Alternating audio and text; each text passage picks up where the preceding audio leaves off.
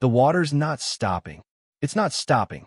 Lucas Dean's voice crackled through the emergency radio, raw panic replacing his usual cheerful tone. In the control room, senior operator Mike Chen frantically jabbed at the emergency shutdown button. Nothing. The computer screens showed all systems normal, but through the observation window, he could see the truth.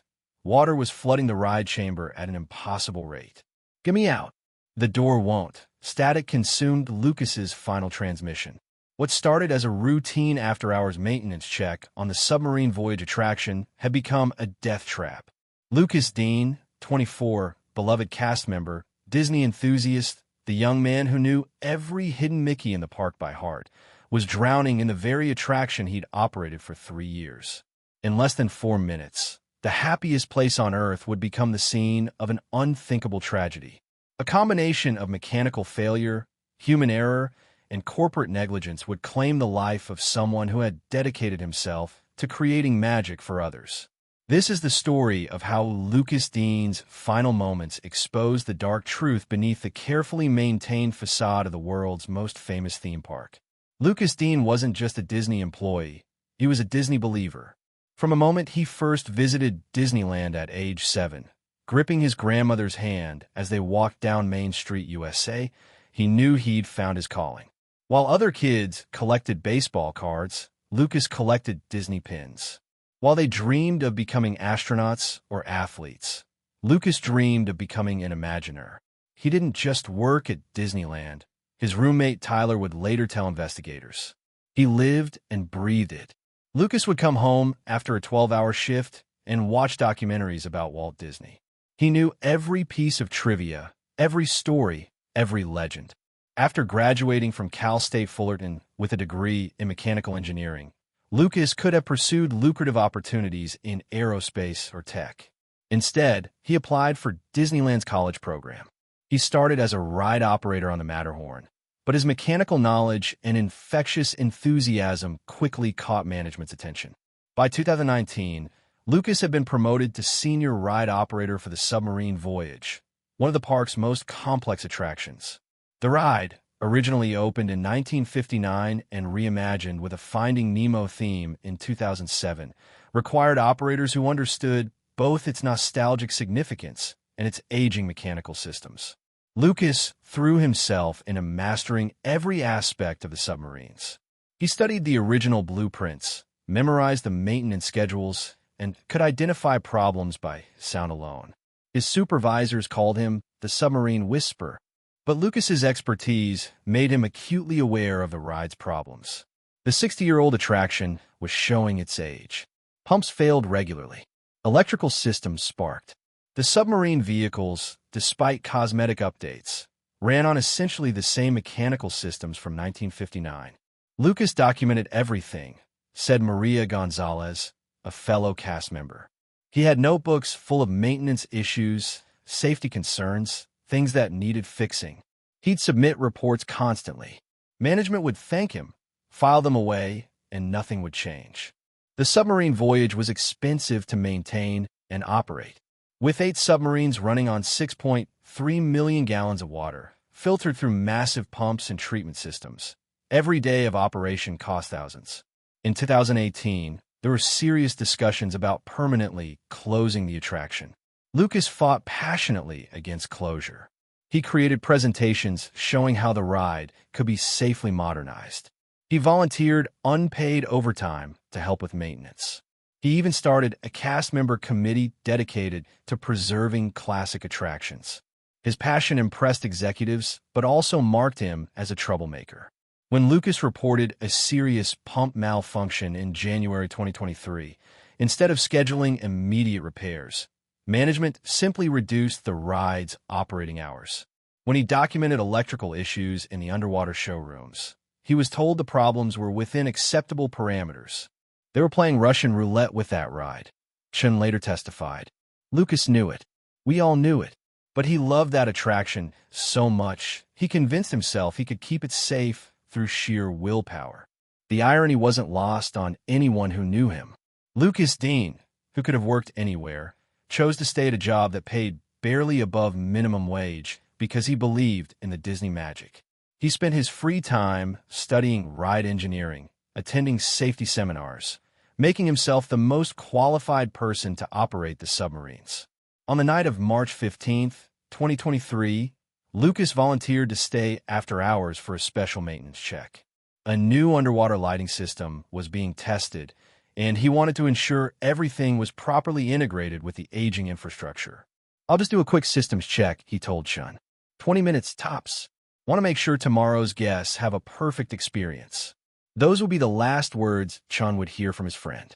The submarine voyage attraction had always been Disneyland's most ambitious engineering challenge. When Walt Disney first proposed the idea in 1958, his Imagineers said it was impossible. Creating a ride that simulated underwater travel, with windows below the waterline, in a massive concrete lagoon? The technical obstacles were staggering. But Walt persisted, and on June 14, 1959, the submarine voyage opened as part of Disneyland's first major expansion. The attraction was a marvel. 8 submarines traveling through crystal-clear water, past underwater scenes and animated sea creatures. It was the world's 8th largest submarine fleet at the time. From the beginning, though, the ride fought against its own complexity. The 6.3 million-gallon lagoon required constant filtration. The submarines, despite their convincing appearance, were actually boats on rails, guided through the attraction by a hidden track system. Every component had to work perfectly, or the entire illusion collapsed.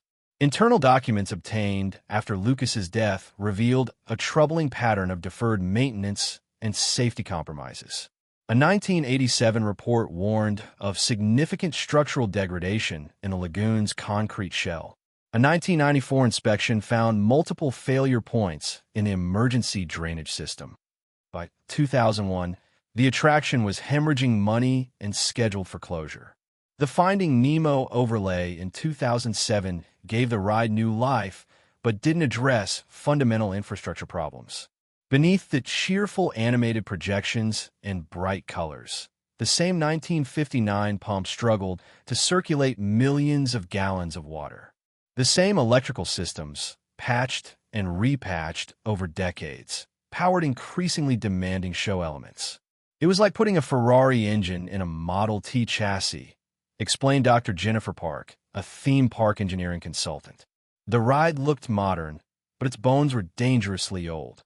Cast members had their own name for the attraction, the Titanic. They joked about it, but the gallows humor masked real fear. Every operator had stories of close calls. Pumps that suddenly reverse flow. Electrical panels that showered sparks.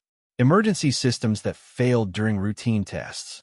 The ride's underwater show building was particularly problematic. Originally designed for simple animated figures, it now housed complex projection systems and lighting rigs. The additional electrical load stress systems never intended for such demands.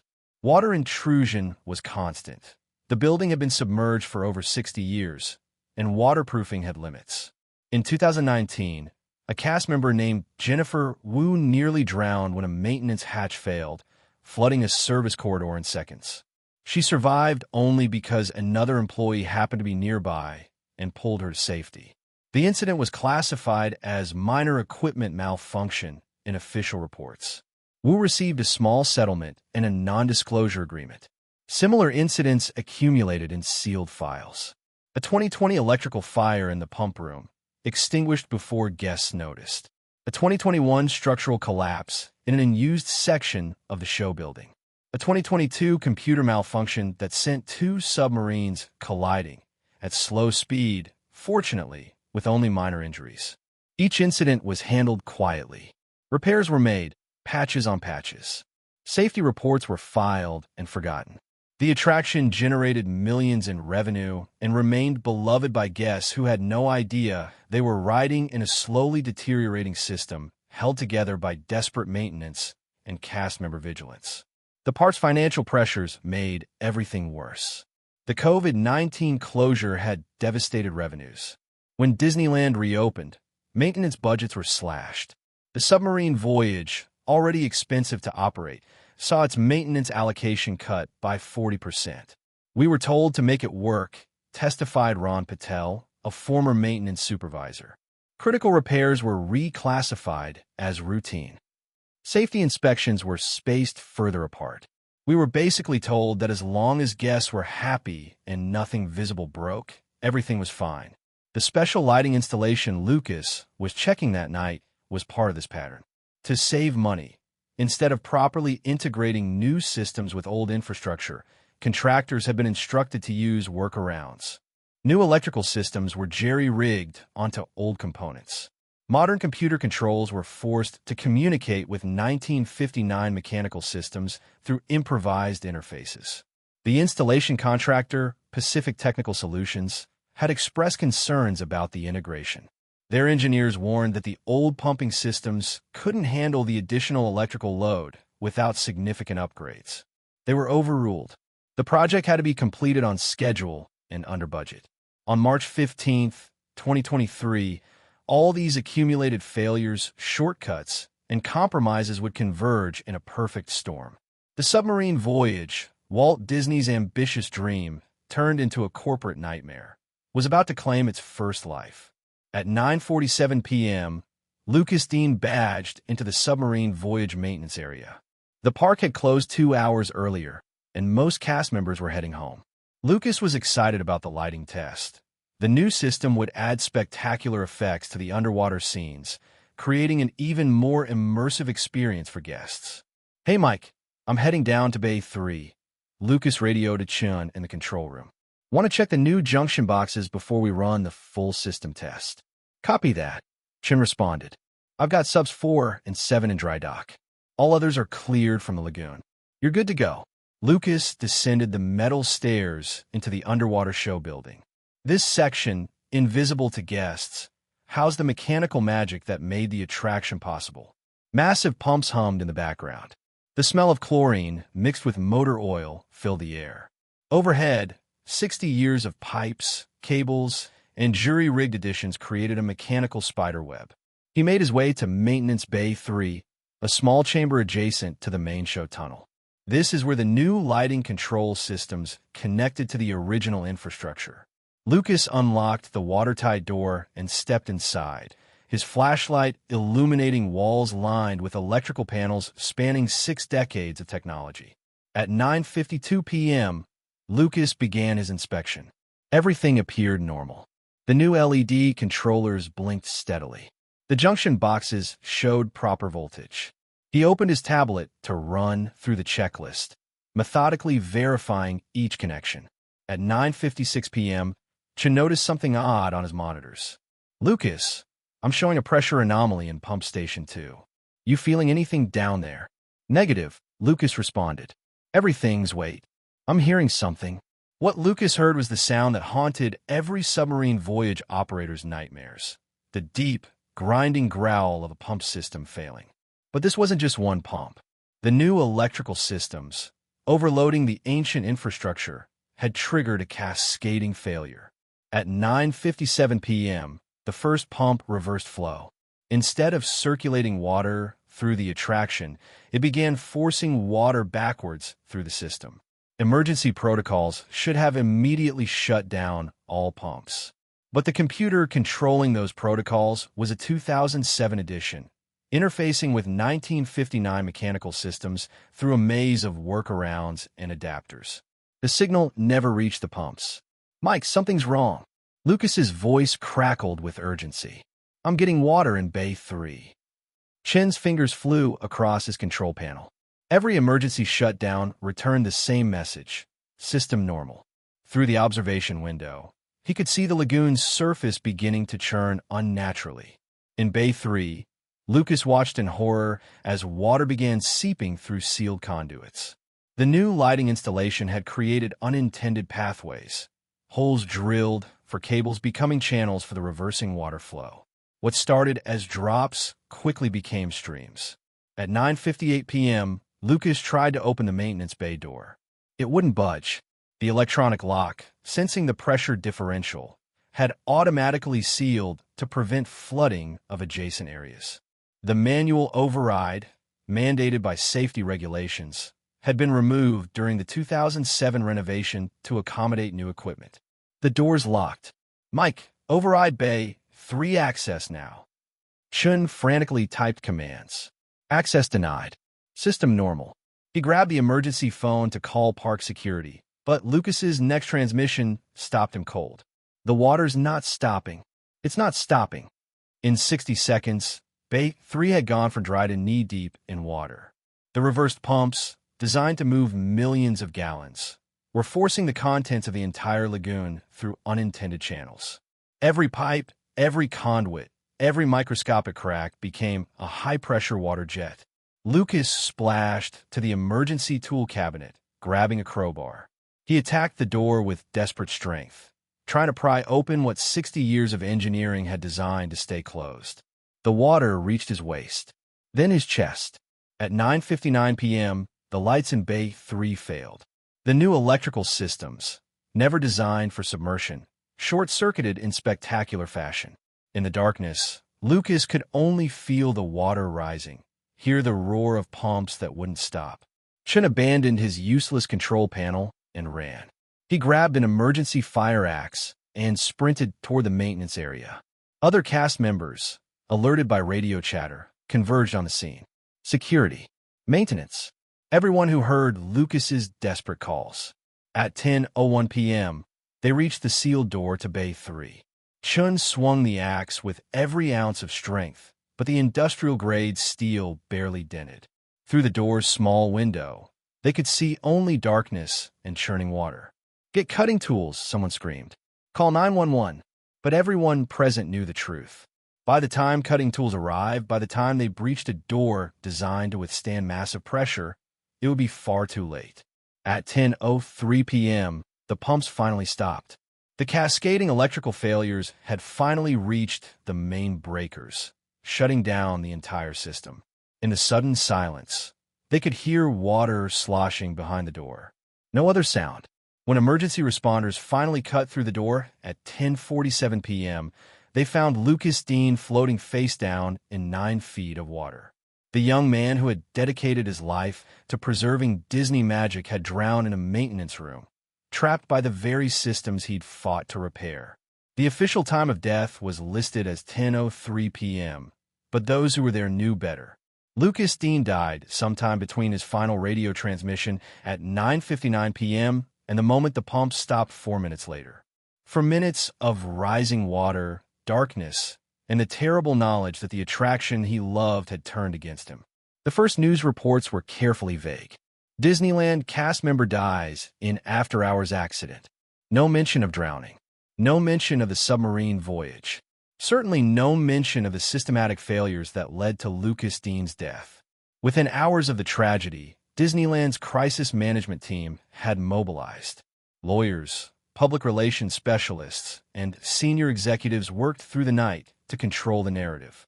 The submarine voyage was immediately closed for refurbishment. Witnesses were interviewed by legal teams before speaking to investigators. Non-disclosure agreements were distributed like candy, but the truth has a way of surfacing, especially in the age of social media. Mike Chen, devastated by his inability to save his friend, broke his NDA and posted a detailed account on Twitter. Other cast members, emboldened by his courage, began sharing their own stories of near misses and safety concerns. The official investigation, when it finally came, was damning. Cal/OSHA inspectors found 47 separate safety violations related to the submarine voyage attraction. The reversed pump flow that killed Lucas was traced to a software glitch caused by incompatible systems forced to work together. The locked door that trapped him violated multiple safety codes. The removed manual override was literally a death trap waiting to spring. More disturbing were the discovered documents.